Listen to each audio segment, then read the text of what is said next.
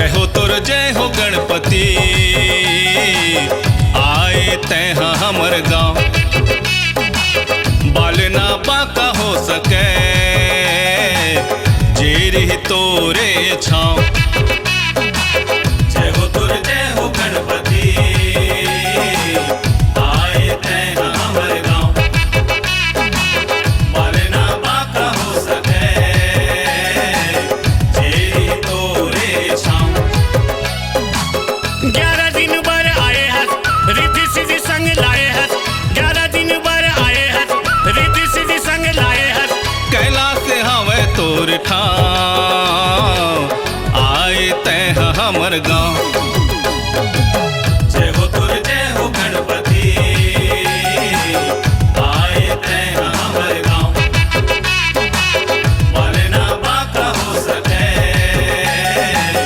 Jerry तोरे छाँव।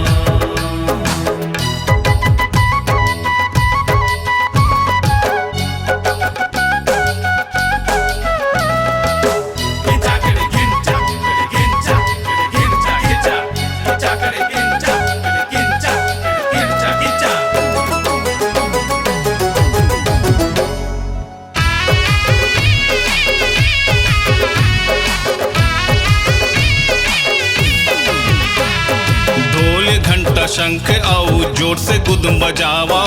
आगे महाकाल के बेटा पूजा थारी सजावा। गिदिन गिदिन गिदि गिदि गिदिन गिदिन होय होय गिदिन गिदिन गिदि गिदि गिदिन गिदिन। ढोल घंटा शंख आऊ जोर से गुदम बजावा। आगे महाकाल के बेटा पूजा थारी सजावा। दुख जाई सुख आही रंग ले राजा बनाही। दुख जाई सुख आही रंग ले राजा बनाही। जपले संगी एकर नाम आए देखो हमर गाँव। जय हो गणपति आए तैहा हमर गाँव। बालना बाका हो सके जेरी तोरे छाँव।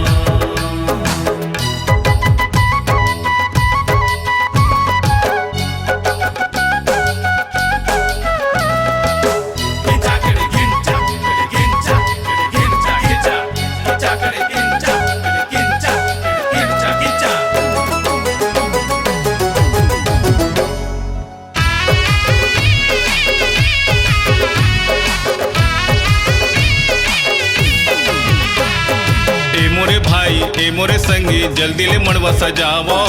आगे देखो भाग जगैया दिया बाती लबारा। जय गणेश जय जय जय गणेशा होय होय जय गणेश जय जय जय गणेशा।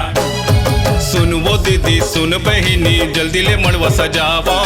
आगे देखो भाग जगैया दिया बाती लबारा। ए पार छोड़ के संगी आरती पार बजाओ। ए पार छोड़ के संगी। अरे यार तुमन आरती पाल बजाओ ना भाई। का बजाते हो यार? ये बार नहीं पारना। पारेल पढ़ी कैसे नहीं पारबे पैसा ले हाथ। जय गणेश देवा माता जाकी पार्वती पिता महादेवा। माता जाकी पार्वती पिता महादेवा।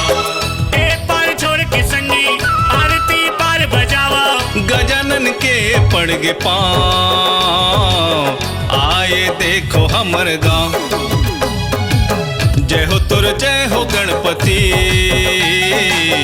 आए तैहा हमर गाँव। बालना बाका हो सके जेरी तोरे छाँव। जय हो गणपति आए तैहा हमर गाँव। बालना बाका हो सके जेरी तोरे छाँव। 11 दिन बर आए हस रिद्धि सिद्धि संग लाए हस। 11 दिन बर आए हस रिद्धि सिद्धि संग लाए हस। कैलाश हवे तोर ठाव आए तैहा हमर गाँव। जय हो गणपति आए तैहा हमर गाँव। बालना बाका हो सके तोरे छाँव। जय हो तुर जय हो गणपति आए तै हमर गाँव, मालना बाका हो सके जेरी तोरे छाँव। जय हो तुर जय हो गणपति आए तै हमर गाँव, बालना पाका हो सके जेरी तोरे छाँव।